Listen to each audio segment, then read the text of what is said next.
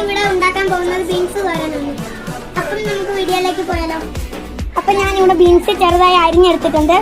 അതിലേക്ക് സവാള കൊത്തി അരിഞ്ഞിട്ടിട്ടുണ്ട്, പച്ചമുളക് ചെറുതായിട്ട് അരിഞ്ഞിട്ടിട്ടുണ്ട്, കുറച്ച് മഞ്ഞൾപ്പൊടി, കുറച്ച് പെരിഞ്ജീരകം, ആവശ്യത്തിനുള്ള ഉപ്പ് ഇട്ട് നന്നായി മിക്സ് ചെയ്ത് വെച്ചിട്ടുണ്ട്. അടുത്തതായി നമ്മൾ ഒരു പാത്രം വെച്ചിട്ട് അത് ചൂടാവുമ്പോൾ എണ്ണ ഒഴിച്ച് കൊടുത്ത് ഇത്തിരി കടുകും കൂടെ ഇടുക. കടുകൊക്കെ നന്നായി പൊട്ടി വന്നിട്ടുണ്ട്.